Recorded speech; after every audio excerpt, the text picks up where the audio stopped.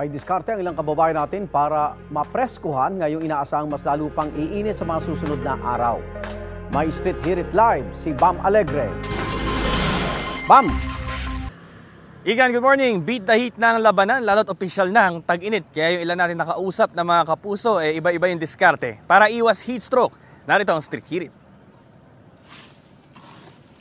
Sa mga bitak-bitak na yelo na ito ay dito nakakahanap ng panandali ang timeout ang mga taga-barangay na Pindan dito sa Taguig dahil sa tindi ng init. Kaya naman, kulang ang 5 sako ng yelo para kay Marilu Reyes, laging sold out. Si Sherwin De La Paz naman, alas 6 pa lang ng umaga pero topless na.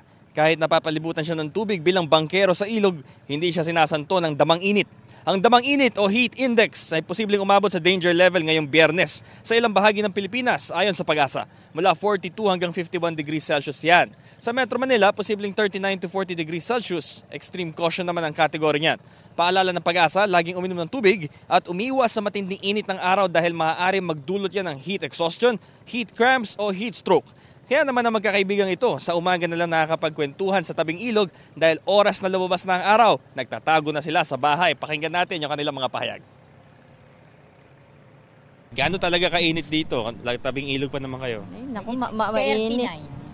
39 po.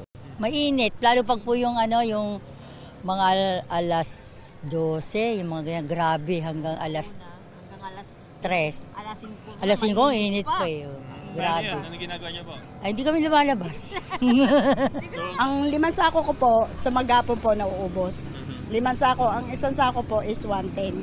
5 pesos lang po at saka 10 pesos po ang bili. Depende po sa mga tao rito kung magkano bibili, nagbibigay po ako. Pero ngayon talagang ubos na ubos Opo, lagi. ubos po 5 sako. Umagang-umaga pala, medyo nakatanggal na kayo ng pang-itaas. Gaano kainit ba ngayon?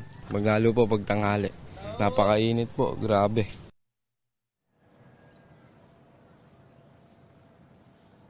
Igan, preview, patikin pa lang daw ito ayon sa Pag-asa dahil sa Abril o Mayo, mas maaring mainit daw. Ito ang Street Hirit mula rito sa Taguig, Bam Alegre, para sa GMA Integrated News. Igan, mauna ka sa mga balita, mag-subscribe na sa GMA Integrated News sa YouTube para sa iba't ibang ulat sa ating bansa.